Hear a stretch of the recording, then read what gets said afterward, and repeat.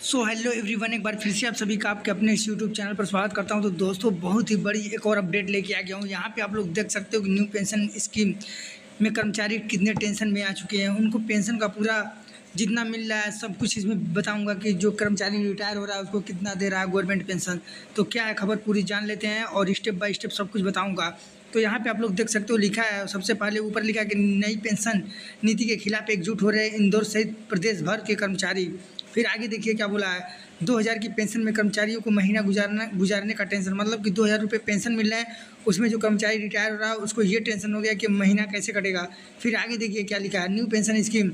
इसके आगे लिखा है कि प्रदेश के 6.5 लाख कर्मचारियों को सेवानिवृत्त होने पर मिलेगी नाम मात्र पेंशन। पुरानी पेंशन स्कीम लागू करने की मांग, क्योंकि यहाँ पे भी अब पुरानी पेंशन स्कीम लागू करने की मांग चल गई है, क्योंकि 6.5 लाख कर्मचारी जो है रिटायर हो चुके हैं और पेंशन सिर्फ नाम मात्र का मिल रहा है।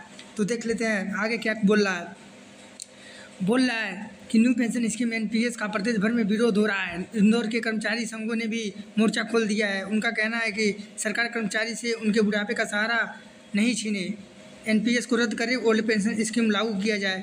नई पेंशन स्कीम में 50,000 रुपये मासिक वेतन वाले कर्मचारी के हाथ में 2,000 रुपये पेंशन आएगी। इसके विपरीत पुरानी पेंशन स्कीम लागू होती है तो उनके हर माह में कम से कम 50% राशि मिलेगी।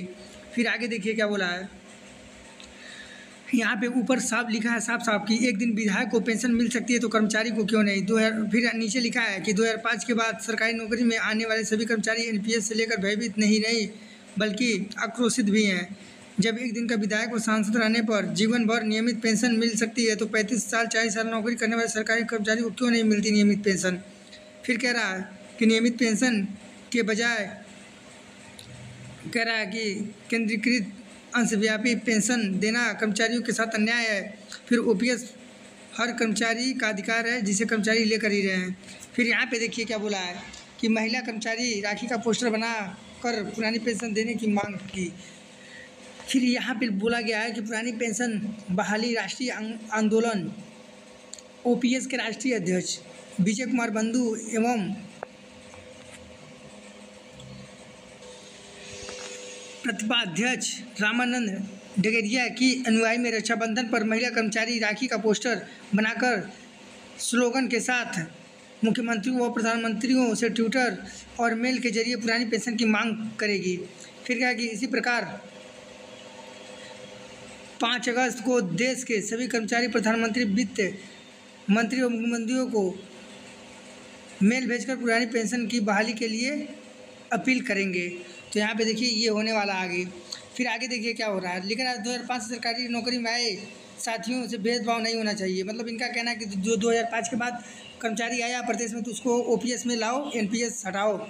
इसमें क्या बोला है, राजस्व विभाग में 2005 से कई कर्मचारी सेवानिवृत्त हुए हैं। उनके साथ पेंशन को लेकर किया जा रहा है भेदभाव अनुचित नहीं है, ताकि हम सभी कर्मचारी समान कार्य कर रहे हैं। मेरे बैच के कुछ साथी के साथ ये गलत हुआ है, एक ही परीक्षा में पास हुए लेकिन जगह खाली नहीं होने से उन्हें 3 महीने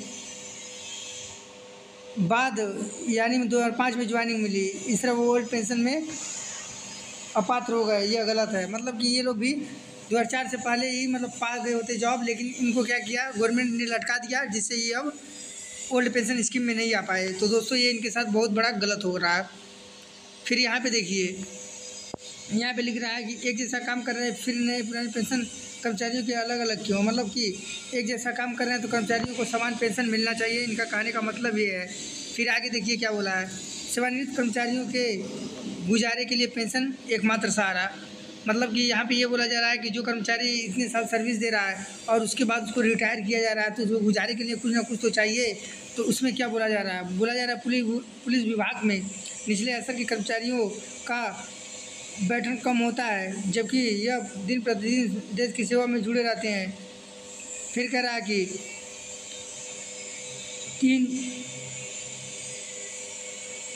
3-4 दशक की नौकरी के बाद जब कर्मचारी रिटायर होते हैं तो उनका